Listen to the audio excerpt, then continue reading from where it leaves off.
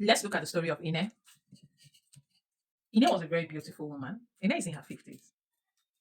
Ine has never had orgasm. Yeah, she has never had orgasm. She doesn't know what it feels like. She has been in relationships and she has been very sexually active. Ine, so why are you active? Why have you been doing this? And you've never experienced orgasm. What happened? What's the problem? She said it's that thing for women. It's orgasm for women. But she thought it's for men. No, she first of all be like, what's orgasm? Okay, but you know that, say man they come. She said she knows say man they come. Woman too they come. She said a lie. Apparently, years ago, Ine was raped. She was raped growing up. And since then, she watched him stand up, zip up, satisfied, feeling okay, feeling himself, and left the room. She lay down there, defiled, feeling horrible, feeling used. But the problem was this. She continued going into relationships when she got to adulthood. But what she never convinced herself of, or one thing she convinced herself, or her trauma convinced her of, is that she's just a tool for male satisfaction. That was what her experience convinced her, that she is a tool for male satisfaction. And she moved with that idea. Grew up into a matured woman. Went into relationships. Never had orgasm. She lay down there, had coitus, and always felt like, oh, he's satisfied. Oh, that's good. What about you? What about you, Ine? What happened? And you think you didn't deserve it? Now she needs to heal that pain. She needs to heal it.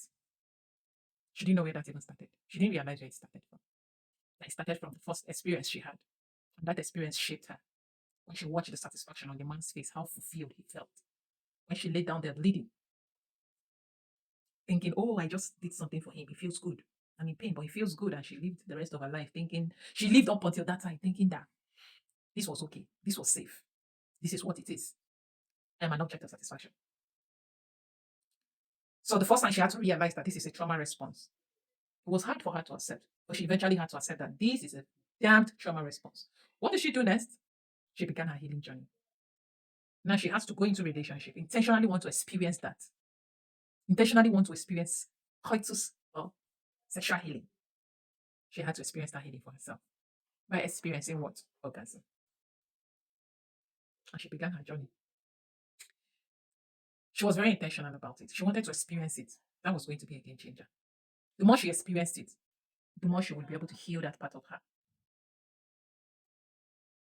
Over time, her first experiences were difficult. Her first experiences were wild, It wasn't easy for her. Her first experience is very easy because when she begins to feel the initial excitement of incoming climax, she'll be like, no, no, no, no, no, no. Her nervous system gets very uneasy and she just won out of it because she doesn't know what I felt. She never felt it. She can't believe it that something is about to happen in her body that feels very unusual.